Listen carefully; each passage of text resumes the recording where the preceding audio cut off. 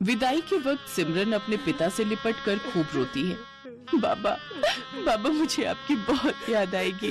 अब मैं कैसे रहूंगी आपके बिना।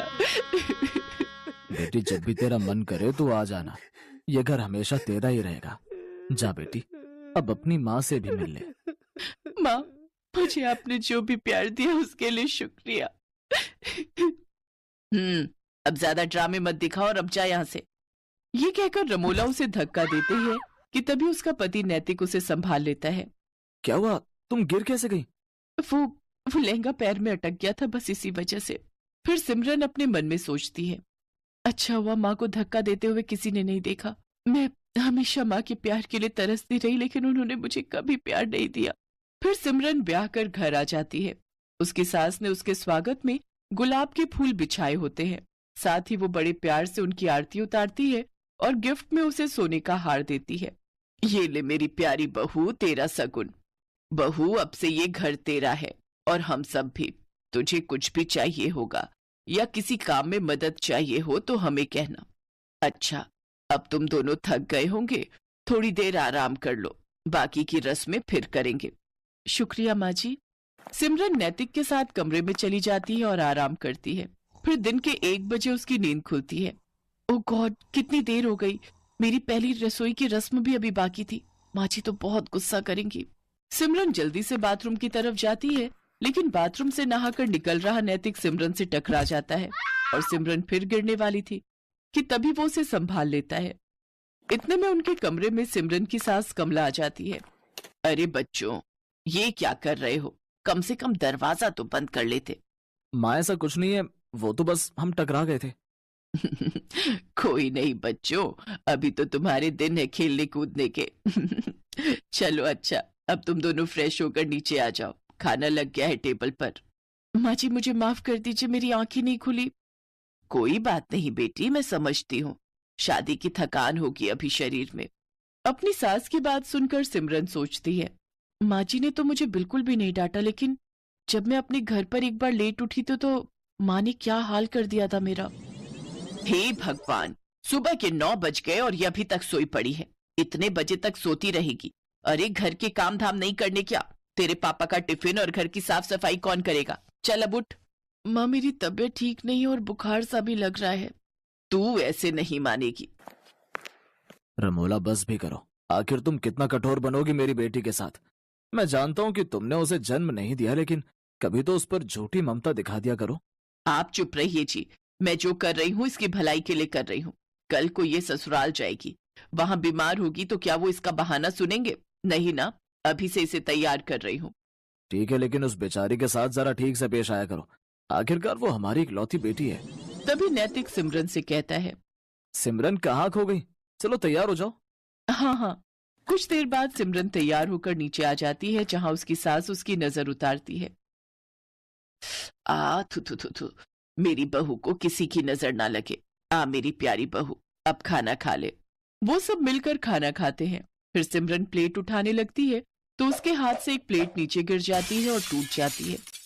अब माँ जी मुझे माफ कर दीजिए, वो मैं कोई बात नहीं बहू। अरे क्या हुआ बहू, तू इतना घबरा क्यों रही है? कुछ भी तो नहीं हुआ। बर्तन है, टूट गया तो क्या दूसरा आ जाएगा? नहीं नहीं माँ जी, वो मैं सचमुच, मुझे माफ कर दीजिए। मैं बहुत गड़बड़ करती हूँ। मुझे मत जलाइए, मत मारिए। करम जली, तूने ये नया कप तोड़ दिया, मेरा नुकसान कर दिया। अब देख मैं क्या करती हूँ। रमोला चूल्हे में से गरम लकड़ी निकालकर सिमरन के हाथ पर लगा देती है। सिमरन जोर जोर से चिल्लाती है, मत जलाइए मुझे, मत जलाइए। नैतिक जल्दी से सिमरन को गले से लगा लेता है। क्या हुआ? कौन जला रहा है तुम्हें? बहू, क्या हुआ मुझे बता। माँ जी, एक बार मुझसे ऐसे किसी का कप टूट गया था तो उसने मुझे जला दिया था।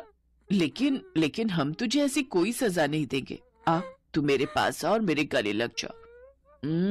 मेरी बच्ची, यूं घबराते नहीं। ऐसे ही दिन गुजरते हैं। कमला अपनी बहू को बहुत प्यार करती थी। वो उसे किसी भी गलती के लिए डांटती नहीं थी, वो उसे प्यार से समझाती थी। कमला अपनी बहू के लिए कुछ न कुछ खाने के लिए बाजार से लाती रहती या नए नए कपड़े उसके लिए बनवा देती। अपनी सास का ऐसा प्यार देख सिमरन की आंखें खुशी से भीग जाती थी।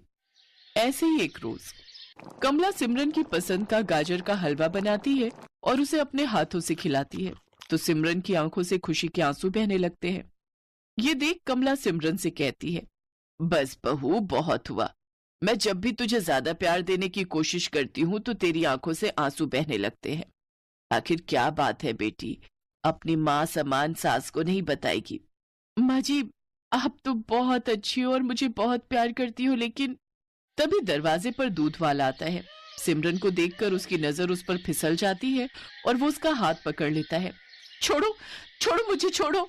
एकदम मलाई की तरह मखमली हो तुम तो। तभी कमला भी वहां आ जाती है और उसे देखकर दूध वाला कहता है, माँ जी देखो ना, आपकी बहू मेरा हाथ पकड़ रही है।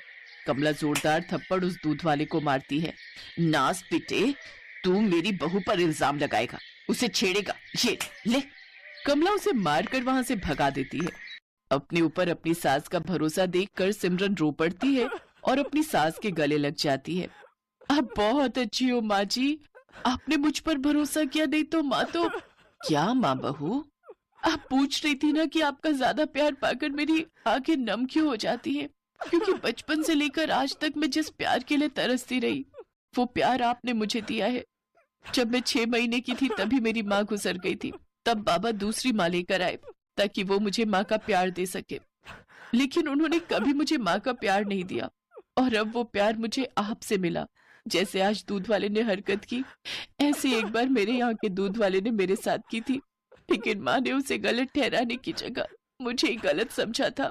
कोई बात नहीं बहू, आज से मैं तेरी माँ हूँ और रमोला बहन ने भले ही तुम्हें प्यार ना दिया हो, लेकिन एक यशोदा बनकर तुम्हें पाला तो है, तभी तो मुझे इतनी प्यारी बेटी जैसी बहू मिली है। तभी दरवाजे पर रमोला और मनोहर खड़े होते हैं। ये सब बातें सुनकर उनकी आंखों में आंसू आ जाते हैं। रमोला को अपनी गलती का एहसास हो जाता है और वो सिमरन से माफी मांगती है। उस दिन के बाद सिमरन को अपनी सौतेली माँ और सास दोनों से बहुत प्यार मिलता है।